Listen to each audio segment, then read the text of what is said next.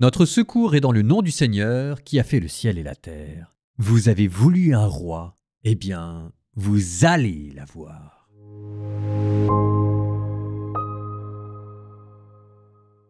Il y avait dans la tribu de Benjamin un homme appelé Kish, fils d'Abiel, fils de Séror, fils de Bécorat, fils d'Aphia, fils d'un Benjaminite. C'était un homme de valeur. Il avait un fils appelé Saül qui était jeune et beau. Aucun fils d'Israël n'était plus beau que lui et il dépassait tout le monde de plus d'une tête. Les ânesses appartenant à Kish, père de Saül, s'étaient égarés. Kish dit à son fils Saül : « Prends donc avec toi l'un des serviteurs et pars à la recherche des ânesses. » Ils traversèrent la montagne d'Éphraïm. Ils traversèrent le pays de Shalisha sans les trouver. Ils traversèrent le pays de Shaalim. Elles n'y étaient pas. Ils traversèrent le pays de Benjamin sans les trouver. Et comme ils arrivaient au pays de Souf, Saül dit aux serviteurs qui l'accompagnaient : « Allons, retournons, de peur que mon père ne se fasse du souci pour nous et en oublie les ânesses. » L'autre lui dit : « Il y a justement dans cette ville un homme de Dieu. C'est un homme respecté. Tout ce qu'il dit se produit à coup sûr. Allons-y maintenant. Peut-être nous renseignera-t-il sur le chemin que nous suivons. » Saül dit à son serviteur : « Soit, allons-y. Mais qu'apporterons-nous à cet homme ? Il n'y a plus de pain dans nos sacs, ni rien de convenable à offrir à l'homme de Dieu. Qu'avons-nous au juste ?» Le serviteur reprit la parole et répondit à Saül : « Il se trouve que j'ai dans la main un peu d'argent. Je le donnerai à l'homme de Dieu, et il nous renseignera sur notre chemin. » Autrefois en Israël, quand on allait consulter Dieu, on disait : « Venez, allons chez le voyant. » Car celui qu'on appelle aujourd'hui prophète, on l'appelait alors voyant. Saül dit à son serviteur : « Tu as bien parlé. Allez, viens, allons-y. » Et ils y allèrent à la ville où se trouvait l'homme de Dieu. Comme ils gravissaient la montée qui mène à la ville, ils trouvèrent des jeunes filles qui sortaient puiser de l'eau. Ils leur demandèrent : « Le voyant est-il par ici ?» Elles leur répondirent : « Oui, juste devant toi. Mais maintenant dépêche-toi, car s'il est venu aujourd'hui à la ville, c'est qu'il y a aujourd'hui un sacrifice pour le peuple sur le lieu sacré. À votre arrivée dans la ville, vous allez sûrement le trouver avant qu'il monte au lieu sacré pour manger, car le peuple ne mangera pas avant son arrivée. C'est lui en effet qui doit bénir le sacrifice. Après quoi, les invités pourront manger. Et maintenant, montez, car lui, vous le trouverez tout de suite. » Ils montèrent donc à la ville. Comme ils pénétraient à l'intérieur de la ville, voici que Samuel sortit à leur rencontre pour monter au lieu sacré.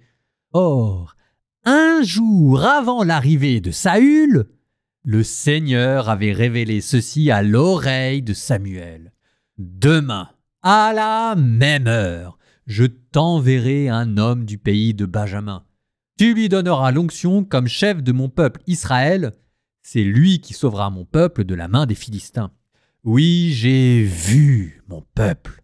Oui, son cri est parvenu jusqu'à moi. » Quand Samuel aperçut Saül, le Seigneur l'avertit : « Voilà l'homme dont je t'ai parlé. C'est lui qui exercera le pouvoir sur mon peuple. » Saül aborda Samuel à l'entrée de la ville et lui dit : « Indique-moi, je t'en prie, où est la maison du voyant ?»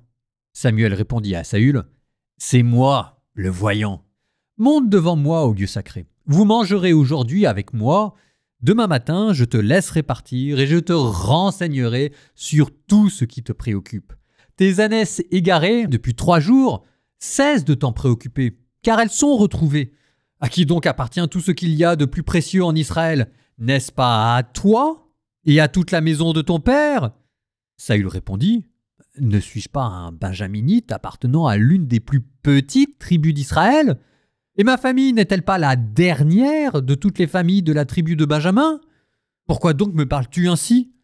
Samuel prit Saül et son serviteur et les fit entrer dans la salle. Il leur donna une place en tête des invités qui étaient une 30aine. Samuel dit au cuisinier : « Donne la part que je t'ai donnée, celle dont je t'ai dit, mets-la de côté. » Le cuisinier présenta le gigot avec le morceau qui est au-dessus. Il déposa le tout devant Saül en disant : « Voilà, ce qui a été réservé est devant toi, mange. Cela t'a été gardé pour cette fête, quand on a dit « Je convoque le peuple ». Saül mangea donc avec Samuel ce jour-là. Puis ils descendirent du lieu sacré à la ville et Samuel s'entretint avec Saül sur la terrasse.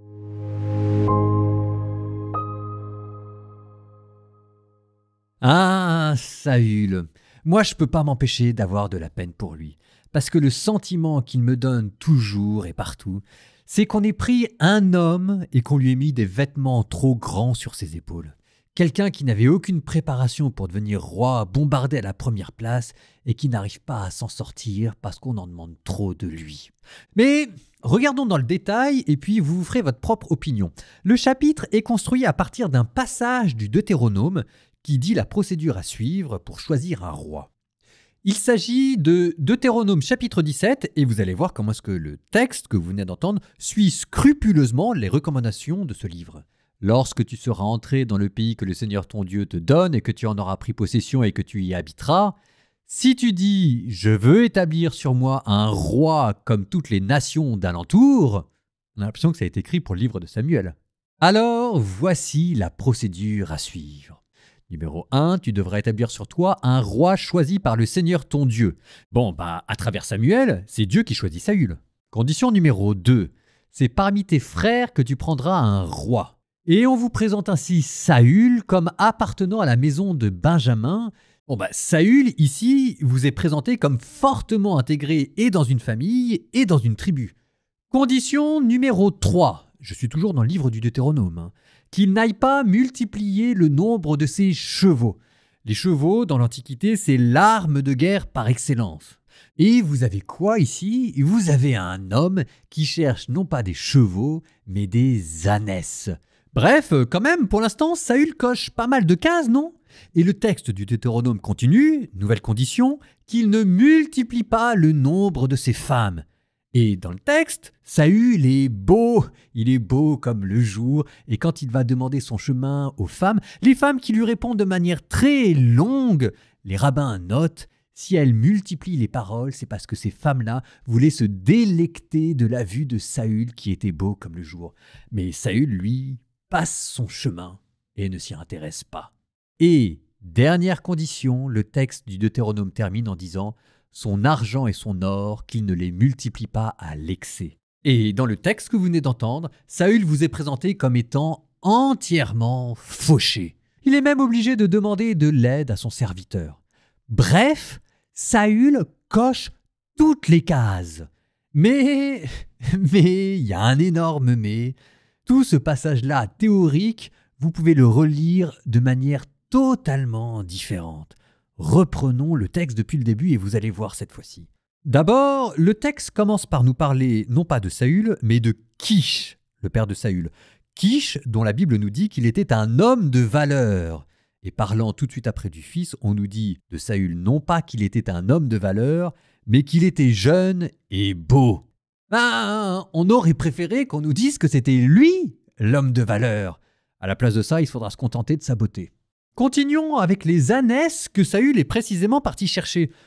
Tout le monde sent bien quand même qu'il y a quelque chose de ridicule dans cette affaire.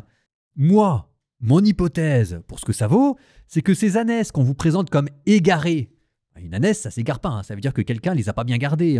Et quand on vous présente aussi le père de Saül, le père qui est un homme de valeur, qui est fâché contre son fils, moi je dis, celui qui les a égarées, ces ânesses, c'est Saül, et c'est pour ça que son père l'a envoyé en punition, sans le sou, pour aller retrouver les ânesses. Et ça explique aussi pourquoi est-ce que Saül se demande si son père est pas fâché. Tiens, justement, en parlant du fait que Saül n'ait pas d'argent, quand même, on va pas nous la faire. Le seul qui essaye de retrouver jusqu'au bout les ânesses, c'est pas Saül, c'est le serviteur. Et quand il faut débourser de l'argent, on a l'impression que le serviteur lève les yeux au ciel comme s'il avait compris et dit « Ok, c'est bon, c'est moi qui vais payer. » Et vous regarderez la réponse de Saül qui manque quand même singulièrement de classe. Et quant aux femmes qui abordent Saül pour lui indiquer l'emplacement exact où trouver le voyant, force est de constater que, arrivé sur place à l'endroit exact ayant devant les yeux Samuel, là où les femmes lui avaient prédit qu'il serait, Saül semble tellement dépassé que la seule chose qu'il demande, c'est où trouver le voyant. Dépassé, je crois que c'est le mot. Saül n'a probablement pas dû comprendre pourquoi est-ce que tout d'un coup il avait le droit à autant d'égards et aux meilleures parts. Et quand il dit « Ne suis-je pas un benjaminite appartenant à l'une des plus petites tribus d'Israël, et ma famille n'est-elle pas la dernière de toutes les familles de la tribu de Benjamin? Pourquoi me parles-tu ainsi ?» Ce que Saül dit, c'est « Mais laissez-moi tranquille. » Saül, qui joue l'homme dépassé, mais qui est peut-être aussi, au fond, quelqu'un qui n'était pas très intéressant à la base. On va voir comment ça va se terminer cette affaire. Psaume 67, deuxième partie. Que le Seigneur soit béni. Jour après jour, ce Dieu nous accorde la victoire. Le Dieu qui est le nôtre est le Dieu des victoires. Et les portes de la mort sont à Dieu le Seigneur. À qui le hait, Dieu fracasse la tête. À qui vit dans le crime, il défonce le crâne. Le Seigneur a dit, je les ramène de Bajan. Je les ramène des abîmes de la terre, afin que tu enfonces ton pied dans leur sang et que la langue de tes chiens ait sa pâture d'ennemis. Dieu, on a vu ton cortège, le cortège de mon Dieu, de mon roi dans le temple. En tête, les chantres, les musiciens derrière, parmi les jeunes filles frappant le tambourin. Rassemblez-vous, bénissez Dieu. Aux sources d'Israël, il y a le Seigneur. Voici Benjamin, le plus jeune, ouvrant la marche, les princes de Juda et leur suite, les princes de Zabulon, les princes de Nephtali. Ton Dieu l'a commandé, sois fort. Montre ta force, Seigneur, quand tu agis pour nous. De ton palais qui domine Jérusalem, on voit des rois t'apporter leurs présents. Menace la bête des marais, la bande des fauves, la meute des peuples, qu'ils se prosternent avec leurs pièces d'argent. Désunis les peuples qui aiment la guerre. De l'Égypte arriveront des étoffes somptueuses. L'Éthiopie viendra vers Dieu les mains pleines. Royaume de la terre, chantez pour Dieu, jouez pour le Seigneur, celui qui chevauche au plus haut des cieux, les cieux antiques. Voici qu'il élève la voix, une voix puissante. Rendez la puissance à Dieu. Sur Israël sa splendeur, dans la nuée sa puissance. Redoutable est Dieu dans son temple saint, le Dieu d'Israël. C'est lui qui donne à son peuple force et puissance. Béni soit Dieu.